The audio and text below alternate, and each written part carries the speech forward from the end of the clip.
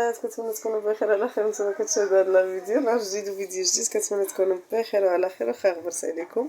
اليوم قلت نشارك معكم هكا شي حاجه خفيفه ظريفه غير باش نبان في الصوره، باش نكون صريحه معكم. صافي دابا غادي نشارك معكم الطريقه ديال القليه او الفشار كما كيقولوا لي بالفصحى العربيه.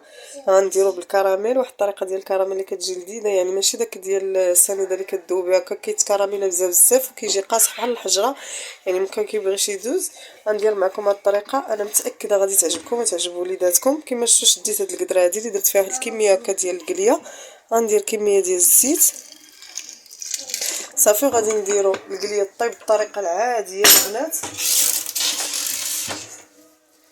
غنديرو القليه طيب عادي كما كنطيبوا القليه، ونخليها هكا حتى تسخن ونبدا نحرك فيها حتى طيب. وغندوزو باش نحضروا الكراميل. بالنسبه للكراميل البنات غادي نحتاجو فيه كما كتشوفوا، غادي نحتاجو واحد الكميه هكا ديال الشكلاط ابيض والعسل. صافي هادو هما المكونات اللي غادي نحتاجو.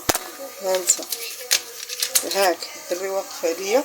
صافي غادي ناخذ واحد الكاسرونه البنات، غادي ندير فيها كميه ديال العسل، كتبقى على حسب الكميه اللي درتو ديال. صدقوني البنات هذا الكراميل كيجي لذيذ، راه يمكن لكم ديروه هكا حتى في الخبز تاكلوا، كيجي زوين وكيعجب الوليدات. تذوقوا به هكا لي صابلي ديالكم، تذوقوا به لي كلاص. حنا مقبلين على الصيف، بدا الحال كيسخن، يعني اي حاجه غتستعملوها فيه وكيجي هكا عملي ودغيا كيوجد، يعني ما كياخذش معكم بزاف ديال الوقت وما فيهش بزاف ديال المراحل. صافي غادي نديرو هكا فوق البوطه، غادي نديرو هكا فوق البوطه حتى يبدا يغلي.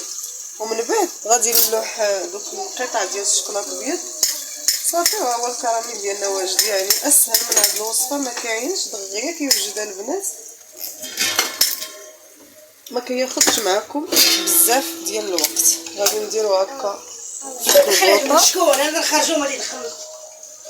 غنديرو هكا فوق البوطه كيف قلت لكم، ما عرفتش شوفي حتى يغلي البنات. صافي غادي نلوح دوك القطع ديال الشكلاط، غير كيغلي معكم شويه. صافي كتحاولوا هكا تحركوا حتى كيندمج لكم هذاك الشكلاط مع العسل. وهانتوما كتحصلوا على صلصه كراميل اللي كتجي لذيذه البنات. هانتوما غتشوفوا الشكل النهائي ديال القليه. خليكم معايا باش ما يجيكمش لا فيديو طويل. هانتوما كتشوفوا كنحاول نحركو هكا بمعلقه باش نشوف القوام اولا التكستور ديالو فين وصلات. هانتوما راه كيخفاف البنات. غير واحد النصيحه نعطيها لكم، ما تخليوش يغلي بزاف، حيت الا غلا بزاف غادي يجيكم الكراميل عاقد بحال هكا، غيصعب عليكم انكم توزعوا على القليه. صافي القليه انا راه الزيت سخن كما كتسمعوا بدات كطرطق. غادي نحاول هكا نحركها حيت شاده التليفون بيد. كنحاول نختصر هكا باش يجيكم فيديو قصير باش هكا تفرجوا فيه كامل وما تملوش. انا عارفه غبرت بزاف غيقبلوا عليا، المهم لي ظروف خاصه ومريضه واحد شويه، دايو معايا بالشفاء. من بعد غادي نهضر لكم على المرض ديالي حتى نكمل ندير شي اناليز وهادي، وعاد نقول لكم شنو كاين. المهم كنتمناو خير ان شاء الله. صافي البنات هانتوما غير كنحس بالعسل شد السخونيه وكيطلق القوام ديالو. غادي نرمي دوك القطع ديال الشكلاط. هانتوما بالنسبه لهاد الكراميل اولا هاد التعليكه راه كيخدموا بها حتى الحلويات البنات، هي باش كيصدقوا الصابلي. راه يمكن لك ديريها بجوج ديال الانواع، يعني كديريها حتى بالشكلاط الكحل باش كتحصلي على لون غامق ديال التعليكه. الا بغيتي تزيني بها هكا الصابلي ديالك وتنوعي، كيف ما يمكن لك ديري الملون اللي بغيتي اولا النكهه اللي بغيتي. انا كنهضر بالنسبه للبنات اللي بغاو يديروا هكا لي صابلي ولا حلويات وبغاو يديروا هكا نكهات مختلفه. يمكن لك تضيفي النكهه ديال الفرونغواز ولا ديال الحامض ولا ديال الليمون اللي بغيتي البنات كديروا معاه، فكتنكي وكتعطي اللون في نفس الوقت. هانتوما البنات غير اللون غادي يقول لكم شنو كاين. اللون ديال الكراميل كيشهي. صافي غنحاول هكا نخلطها حتى كيذوب معايا داك الشكلاط وغنطفي عليها.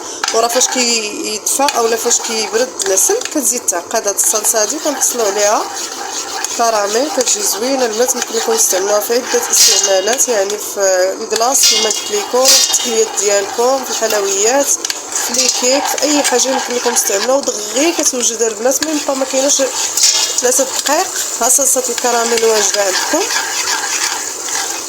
هانتوما البنات كما كتشوفوا واخا يبانوا لكم هاد الحبيبات ديال الشكلاط راه غادي يذوب تماما وغتولي واحد الصلصه اللي بلا موحد.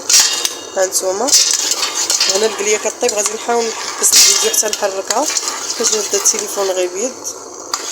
فهادي كانت واحد الوصفه هكا لي بسيطه وسريعه، وانا متاكده غادي تعجب وليداتكم حيت ولادي دابا اللي طلبوها ليا وقلت نديرها لهم وقلت علاش لا ما شاركاش معكم. هنا طفيت على الكراميل ديالي، ها نتوما كتشوفوا ما تحكموش على هذا القوام راه ما حدو كيبرد وهو كيزيد يعقد معكم. يعني وصفه سريعه ودغيا كتوجد، وانا متاكده الا جربتوها الاغلبيه غيكونوا عارفاها، وكاين واحد الفئه اللي ما غاديش تكون عارفاها متاكده غتولي معتمده عندهم حتى هما، حيت وصفه سهله وسريعه كما كتشوفوا.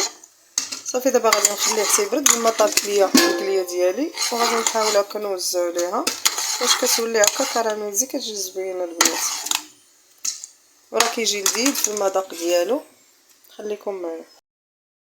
هانتوما البنات القليه ديالي من بعد ما طابت كنحاول هكا ندير واحد الكميه في الاناء اولا في الطبسيل اللي غادي نقدمها فيه. بالنسبه للكراميل كيجي على هذا الشكل هذا كما قلت لكم راه ما حدو كيبرد وهو كيعقد، فباش تجيني القليه كامله متلبسه بهذا الكراميل غادي نحاول ندير كميه، ندير من فوق منها كراميل، عاود ندير كميه اخرى ديال القليه باش تجيني كامله فيها هذا الكراميل هذا. وما كتاكلوهاش ديك الساعه نتوما عارفين الكراميل اللي حطيتو على يديكم يحرقكم ديك الساعه، يعني خليوه حتى يبرد عليها باش ثاني في نفس الوقت كتشد راسها بهذا الشكل. البنات كنحاول هكا ما امكن نوزع الكراميل على جميع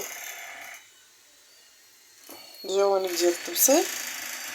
صافي غادي ندير كميه اخرى ديال القليه وغنبقى مستمره، ومن بعد غادي نحاول هكا نخلطها كامله حتى كتلبس ليا بالكراميل. خليكم معايا انا غادي نخلطها ونعاودو نتلاقاو مع الشكل النهائي. صافي البنات من بعد ما خلطت الكميه اللي بغيت من الكراميل هانتوما حيدتها من الطبسيل ودرتها هكا فواحد القصريه باش نتحكم فيها ونحركها مزيان. غتبان لكم البنات غير باش تفهموا واحد الحاجه، انا راه ما درتهاش على شكل النوكا يعني اللي كتجي هكا مجموعه، انا حاولت نحركها بحال فرتتها باش كتجي حبه حبه، ولكن في نفس الوقت كتجي كراميليزي يعني راه ما حدا كتبرد وهو كيجمد على هذاك الكراميل. غادي نحاول نزومي لكم باش تفهموني اشنو كنقول، وما كاين ما احسن من التجربه، خير دليل هي تجربوها وتجربوا هذا الكراميل اللي شاركت معكم وغتشوفوها كيفاش كتجي. راه كتجي لذيذه البنات وكتجي معلكه بهذاك المذاق ديال الكراميل. هانتوما كي كيجي راه كيجي عاقد، راه فاش كيبرد هانتوما نوريكم غير القوام ديالو كيفاش تيكون البنات. هادشي اللي قلت لكم راه جامد هكا على القليه، راه غير ما باينش ليا في التصوير يعني التليفون عندي الكاليتي ديالو ناقصه واحد شويه. كنحاول هكا نزومي لكم وكملوا على هاد الدراري ما خلاونيش نصور ولا اله الا الله محمد رسول الله.